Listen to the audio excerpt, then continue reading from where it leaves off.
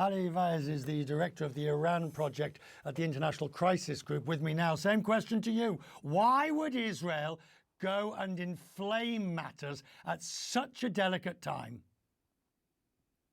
Well, multiple reasons, Richard. One is that Israel believes that Iran is behind all the attacks that Israel has suffered from October 7th onwards, whether it's Hamas that has been armed and financed by Iran, or Hezbollah, or the Houthis, and so on. And it believes that there's no point in fighting the Iranian tentacles in the region. It should fight the head of the octopus, and go after Iran directly.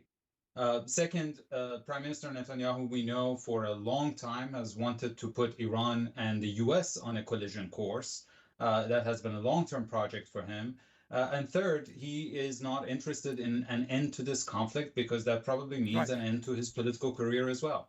So, if you're sitting in Tehran and deciding how to respond, do you give Netanyahu what he wants, which is a bloody nose and a longer war and an elongation, or do you take a more sophisticated view, which is no, we're not going to give him what he wants, we're going to paint him into a corner?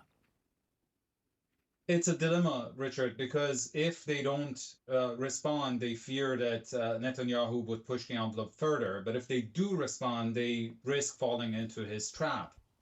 In this particular case, because the Supreme Leader has already boxed himself in a rhetorical corner by saying that there will be a retaliation, and because the Iranians were highly embarrassed by the fact that a high-level senior foreign official was killed on their own territory in the middle of their own capital, I think a retaliation is coming.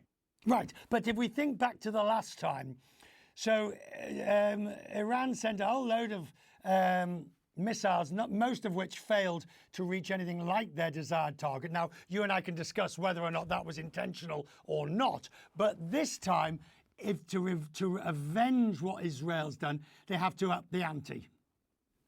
Absolutely. And because they see this particular attack as part of a string of high-level assassinations, whether it was a senior Hezbollah leader in Beirut yesterday, or a U.S. strike on Shia militias in Iraq yesterday as well, and they believe that this is a joint, coordinated U.S.-Israeli action against the axis of resistance, which is Iran's network of influence in the region. I'm afraid Iranian response is likely to be a axis-wide attack against U.S. and Israel. So we would see missiles flying not just from Iran, but also from Lebanon, from Yemen, from Syria, from Iraq, into U.S. bases and Israel. And obviously, that's a very dangerous gambit. Does Iran, or does Iran and Hezbollah for as well, do they have the capacity, the military capacity, to do serious damage? Now, I don't mean a lucky missile that gets through, God forbid, to Tel Aviv or to Jerusalem or something like that. But do they have the overall military capability to take on Israel and do serious damage? They do.